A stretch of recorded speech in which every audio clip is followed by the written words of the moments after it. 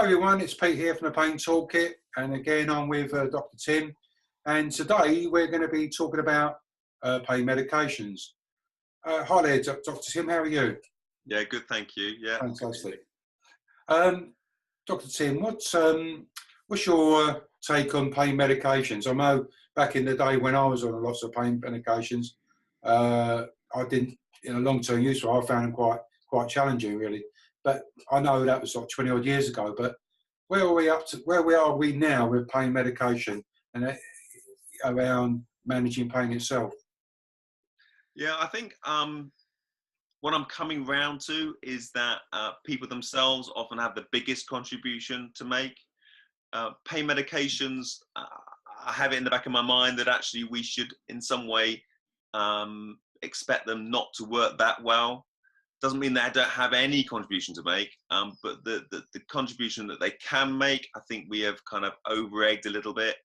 And I think sometimes we can get stuck into, well, what's the next strongest thing I can give you?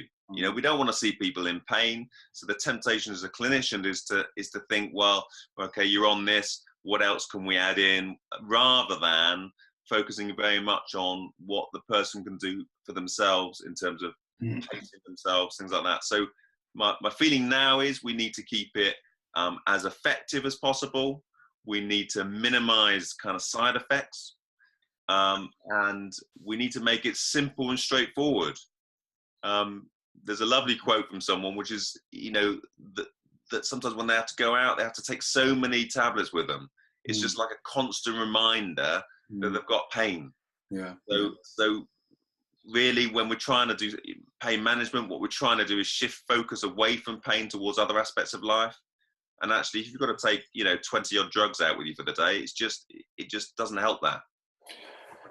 I'll tell you, that really brings me quite nicely. I was with a group recently where I was doing a workshop with people with pain, and there was an issue there where they kept talking about their pain injections. And I know when I speak to other people online or around doing workshops, they're either offered this like oral pain medication, but even now it seems that I don't know if it's still favoured, but the actual pain injections.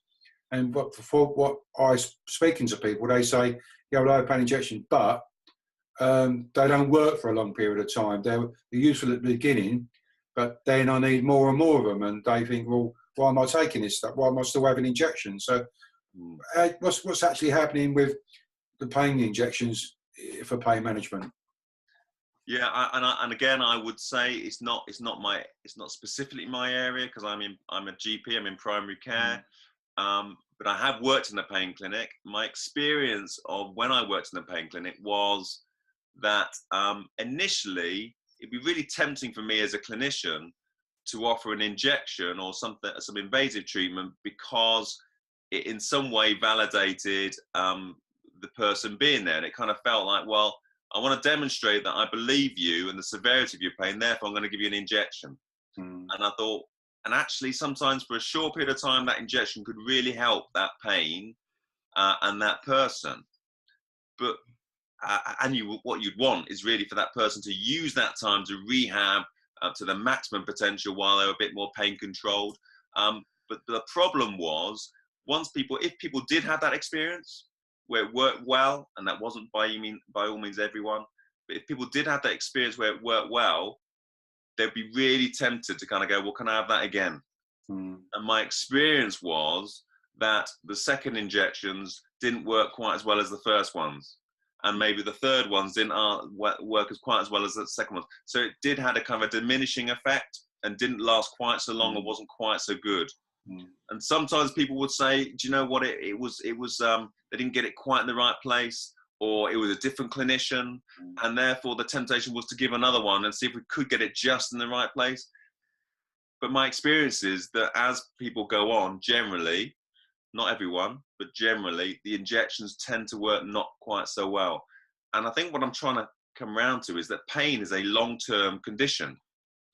So if you're going to have it for a long period of time, if not lifelong to some extent, then having an injection which lasts a few weeks, and don't get me wrong, if you've got persistent pain, having some relief for a couple of weeks would be lovely. But it's not a strategy for you to manage your pain long term. It just doesn't, it's not. Yeah. I don't think that's an effective way to go forward. And of course, there's complications. Every time someone does something like that to you, there is a risk that you could come to some harm. So it's not ideal. No. Tim, it's been fantastic and good information now. I think there's this, I mean, I've looked on social media and the news, etc. For Donald Trump to get involved with the opioid problem that's going on in America, it must be serious. And I think there's this problem now with this overuse of opioid medication and pain medication, etc. So thanks for that today. I hope it's been useful for everybody who's been watching. And I'll see you again on another Pain Toolkit broadcast with Dr. Tim. Have a nice day.